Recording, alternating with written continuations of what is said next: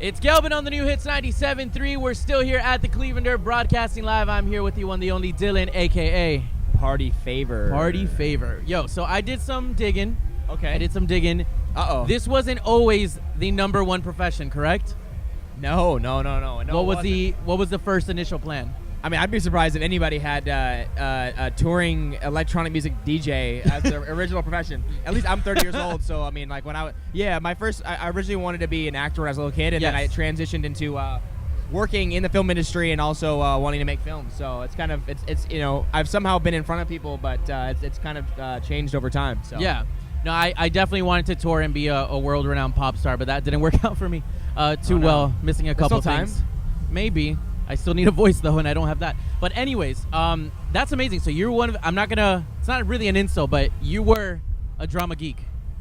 I was. Turned DJ. Yes. And it wasn't like Glee Club, but I mean, yes. It wasn't. Definitely Glee. That's a dream, I did my fair share of improv, though. Yeah. Did you ever do a little bit of singing? Like, do you sing right now? I did, now? yeah. So when I was young, before I hit puberty, I was really into musical theater. I was Oliver in Oliver Twist. You might have heard of him before. Yeah, so I can't really hit those same notes anymore, you know? Right. A couple of things changed, but yeah. When was the transition? When did you know that like you wanted to do music?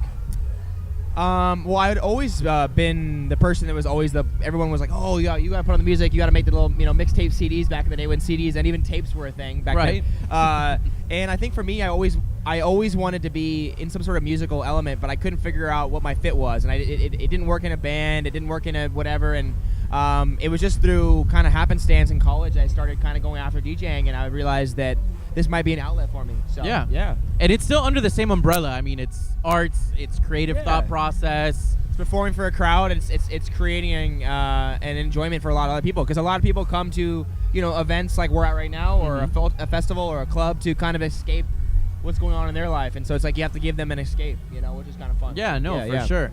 What kind of vibe is your music going in right now? 2019, I feel like within these past 3 years, music has kind of been shifting a little bit, with pop going into a little bit of hip-hop collabing with EDM now. Like, where are you right now? Yeah, my music's always been kind of a little bit one foot in a lot of doors. So I have an album dropping next month, April 26th. Very dope. It's called Layers, and it's kind of all the layers and the sounds and the styles of me and what inspires me. So it's a little bit of everything, and I'm pretty excited to have it out there and have people kind of hear a little bit different sides of me, and then obviously still what I'm known for and what my old school fans love, but also kind of where I'm going. So that's the plan for this year. I already have another EPs lined up. I got some side projects going on. I'm trying to stay very busy. Very dope. Because now, in this day and age, it's like you got to have like 10 million things going on. Yeah. And you've had some pretty huge collabs. Do we have any collabs on this new album? Yeah, I got a Rich the Kid, Lil Baby, ASAP Ferg, Juicy J, OG Mako, Project Pat. A lot of hip hop ones. Ezzy's on there. It was a great record.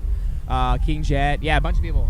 Hip hop has been so dope lately. It doesn't fit into its box. It goes with pop. I think that there was, I think people were searching for a lot of what was, people. Dance music has become so big and part of our culture now, but I think that a lot of people got comfortable, right? So they started doing the same thing and the same formula. Yeah. And as soon as that starts happening in any musical genre, it doesn't matter what it is, people gravitate to something else because they're like, I'm tired of hearing the same thing over and over again. Right. So I think that hip hop lately has been the last couple of years has been so much more fresh and unique.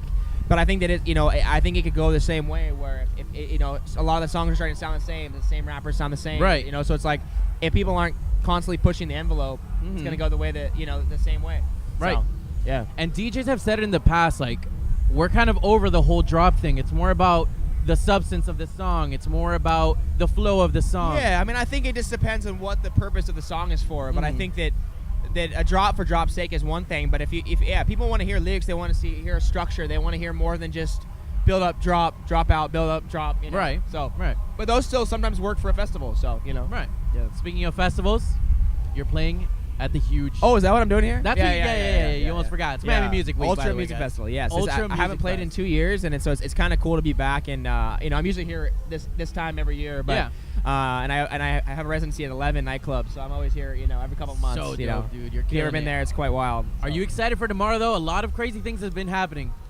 Yes, As long as I don't know. I don't know if they're positive crazy things, but you know. I've heard a mix of both. I heard people love it. It's different from Brickell. I'm playing downtown. day 3, so they better have had had a chance to get their stuff together, So yeah. No, for sure. I'm so excited for it. I think it's way better now than how congested it was in downtown Miami and all that stuff. Virginia Key is its own entity. Yeah, it area. is. I mean, it's just I think that I think the hard part is when you flip an entire festival, you have all these logistics in place, and then you're now kind of having to create a whole new thing, and that's such a huge aspect of any festival is the logistics and transportation and having 80,000 kids and people stuck out on an island that although you can see downtown in the distance, it's not a close walk. Right. So yeah. Nah, I think honestly it's gonna be a dope time. I mean, honestly, I went in 2013 the last time. I know I'm a little outdated, but bro, one of the best times ever. Going back to what you were talking about CDs and back in the day and all that stuff. Yeah. Now it's all about streaming. You have millions and millions and millions on top of millions of streams. How does that feel that people are people are listening and vibing to your music so much? What's crazy is it's cool because it's kind of like you can easily see a quantifiable number, right? You can say, oh, this is how many streams this has, but at the same time, those streams aren't really translating to the album sales like they used to, right? But at the same time, there's so many good things and there's also bad things. Just with anything. The good things is that anybody can be found, anybody can be heard nowadays. The hard part is that you get lost in the mix. So if you're not on a playlist or if you're not, pushed in a certain way, it's so much harder to absorb and find music now, even though it's so much more available. It's kind of a weird catch-22. Right.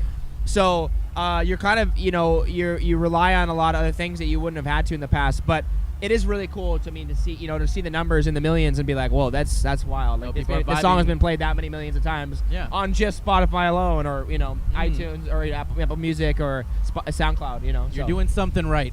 If they're over 30, I hope so. Where's the wood millions. around here? Knock on wood. Yeah. Might be this. That's plastic. What advice or what's the best advice that another DJ has given you and something you could give on to the next generation of DJs?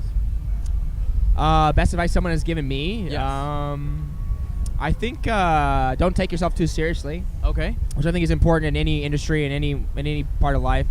And then if I had any advice to give, I would just say, find a way that you're unique. And I think with any music nowadays, it's like everyone has access to the same equipment, the same stuff. Being able to put their music online for free and not worry about a record label. And I think that how do you, when someone plays a Party Favor record, I hope that they can be like, okay, that sounds like a Party Favor record, versus Your just brand. getting lost in like, oh, that sounds like X person or this sounds like this person, So find that originality that makes you you. There you go. I love that Party Favor. Well, let everyone know how we can follow you on social media. Everywhere is at Party Favor Music except Instagram, which is Party Favor. We finally got it back, so at Party Favor. Yeah. There we go. Come Thank say you what up. so much. Thank you so for having much me. for vibing with us. They're playing some Diplo right now. They so I are, think yeah. that's I'm the best. twerking in my seat. That's the best outro you can have. We're here at the Cleveland Broadcasting Live. It's Kelbin on the new hits 97.3. Let's go.